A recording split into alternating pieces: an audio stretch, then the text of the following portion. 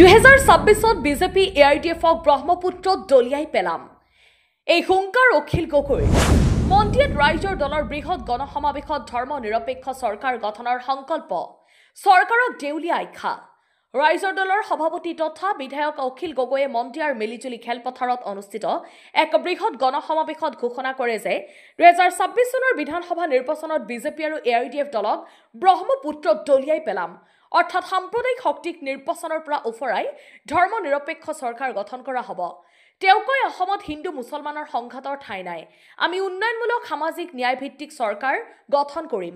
প্ৰতিটো ডেকা ল'ৰাক প্ৰফেশ্যনেল কৰি কৃষি শিক্ষা আৰু চাকৰিৰ সুবিধা প্ৰদান কৰা হ'ব। বিৰোধীক একত্ৰিত কৰি চৰকাৰ গঠনৰ বাবে প্ৰয়োজনীয় 65খন আসন জিকাৰ লক্ষ্য লৈ দলটোৱে সমগ্ৰ অসম জুৰিয়ে 70খন আসনত ৰণনীতি সাজিছে বুলি তেওঁ জানিবলৈ দিয়ে। বিজেপিৰ সাম্প্ৰদায়িক ৱাকফ বিলৰ প্ৰস্তাৱক মুছলমান সমাজৰ ওপৰত আক্ৰমণ বুলি আখ্যা দিয়ে অখিল গগৈয়ে।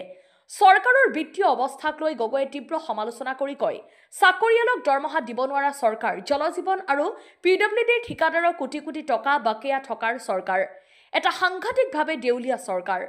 অসমৰ সংবিধান ৰক্ষা আৰু উন্নয়নৰ বাবে একেলগ হ'ব লাগিব বুলি আহ্বান জনায় অখিল গগৈয়ে। বৰপেটাৰ পৰা ৰাজু কুমাৰ দাসৰ ৰিপৰ্ট, পি সংবাদ।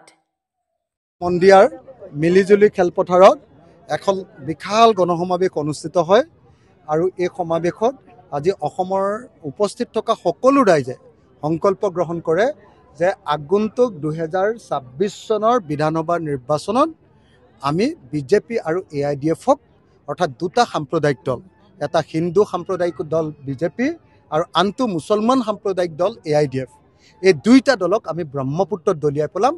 অৰ্থাৎ 26 চনত আমি সাম্প্ৰদায়িকতা মুক্ত এখন অসমৰ চৰকাৰ প্ৰতিষ্ঠা কৰিম।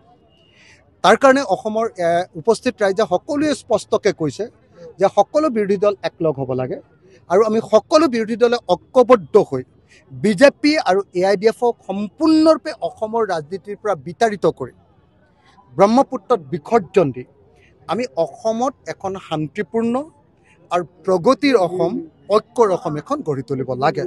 আজি হাজাৰ হাজাৰ মানুহে সংকল্প গ্ৰহণ কৰিছে যে 2026 চনত অসমত হিন্দু সাম্প্ৰদায়িক দল বিজেপি আৰু মুছলমান সাম্প্ৰদায়িক দল AIDF, এই দুইটা দলক যিকোনো প্ৰকাৰে হ'লেও নিৰ্বাচনত পৰাজিত কৰিব আৰু তাৰ কাৰণে বিৰোধী দলসমূহক ঐক্যবদ্ধ হ'বৰ কাৰণে আজি আমাক নিৰ্দেশ প্ৰদান কৰিছে।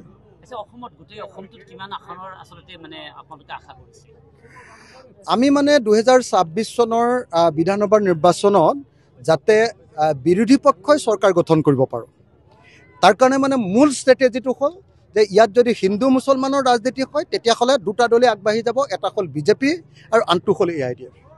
সেইকাৰণে আমাৰ মূল ষ্ট্ৰেটেজিটো হ'ল যে আমি ধৰ্মনিৰপেক্ষ ভাৰতবৰ্ষখন বচাবৰ কাৰণে, আমাৰ সংবিধানখনক বচাবৰ কাৰণে, অসমত হিন্দু মুছলমানৰ সংঘাত নাইকিয়া কৰি আমাৰ ডেভেলপমেণ্টৰ মূল প্ৰশ্নবিলাক, যে পথাৰত কেনেকৈ পানী যোগান দিব পাৰোঁ, কেনেকৈ এডৰা পথাৰত 3বাৰ খেতি কৰিব পাৰে, অসমৰ প্ৰত্যেকজন ডেকা ল'ৰাক কেনেকৈ আমি প্ৰফেশ্যনেল কৰিব পাৰোঁ, অসমৰ প্ৰত্যেকজন ডেকা ল'ৰা আৰু ছোৱালীক আমি কেনেকৈ চাকৰি দিব পাৰোঁ, অসমৰ প্ৰত্যেকজন মানুহৰ হাতলৈ কেনেকৈ বজাৰখন আমি কাঢ়ি আনিব পাৰোঁ আৰু অসমৰ প্ৰত্যেকখন গাঁৱতে কেনেকৈ ইণ্ডাষ্ট্ৰি খুলি এজনো মানুহক আমি নিবনুৱা কৰি নাৰাখি কেনেকৈ সকলোকে সংস্থাপন দিব পাৰোঁ, তাৰ তেনেকুৱা এখন উন্নয়নৰ আধাৰ তৈয়াৰ কৰা এখন চৰকাৰ আমি গঠন কৰিব লাগে।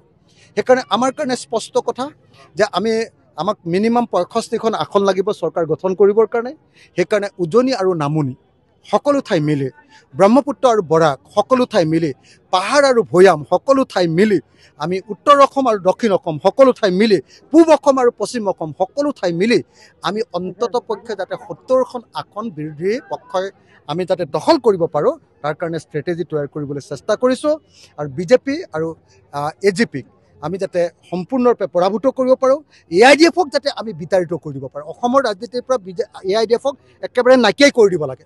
সংখ্যালঘু জনস্বাৰ্থত আপোনালোকে বিভিন্ন সময়ত অসমৰ পৰা প্ৰতিবাদ কৰি আহিছে ৱাকফ বিধেয়ক লৈ, কিন্তু সেই ক্ষেত্ৰতো দেখিবলৈ পোৱা গ'ল কেন্দ্ৰীয় সেইটো বিধেয়কটো পাছ হ'ল, তেনেকুৱা কি ৱাকফ বিল যিখন আছিলে, আইন যিখন আছিলে, সেইখন যিখন সংশোধনী বিল আনিলে, আইনত পৰিণত কৰিলে, সেইখন সম্পূৰ্ণৰূপে সংবিধান বিৰোধী আৰু মুছলমান জনতাৰ বিৰোধী।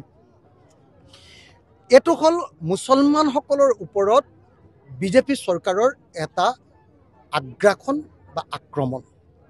ৱাকাফ নতুন বিলখন কোনো গণতান্ত্ৰিক মানুহে সেইকাৰণে বিজেপিৰ সংখ্যালঘুৰ ওপৰত এই আক্ৰমণক কোনেও সমৰ্থন কৰিব পৰা নাই আমি সেইকাৰণে এই ৱাকাফ বিলখন বাতিল কৰিবৰ কাৰণে দাবী উত্থাপন কৰিছোঁ আগৰ দৰে ৱাকাফ বিলখন ৰখাৰ ব্যৱস্থা কৰিবলৈ দাবী উত্থাপন কৰিছোঁ আৰু মুছলমানসকলৰ যিটো ধৰ্মীয় সম্পত্তি সেইবিলাক পৰিচালনা কৰিবৰ কাৰণে মুছলমানসকলকে দায়িত্ব অৰ্পণ কৰিবৰ কাৰণে আমি দাবী জনাইছোঁ বিভিন্ন সময়ত দেখিবলৈ পোৱা গৈছে আচলতে বিৰোধীক গুৰুত্ব নিদিয়া হৈছে অসম চৰকাৰে তেওঁলোকে যিটো উত্থাপন কৰে সেইটো কাৰ্যত পৰিণত কৰে এই ক্ষেত্ৰত আচলতে কেনেধৰণৰ চৰকাৰ আপোনালোকে সকলোৱে দেখিছে যে বিজেপি চৰকাৰে কেতিয়াও কোনো পধ্যে হিমন্ত বিশ্ব শৰ্মা চৰকাৰে কেতিয়াও বিৰোধীৰ কথা নহয় এই মন গ'ল বোলে নহয় আজি গো মাংস নিষিদ্ধ কৰিলোঁ গৰু সৰবৰাহ নিষিদ্ধ কৰিলোঁ গৰু সৰবৰাহ নিষিদ্ধ কৰিছিলে মুছলমানক কষ্ট দিবৰ কাৰণে মুছলমানক কষ্ট দিবৰ কাৰণে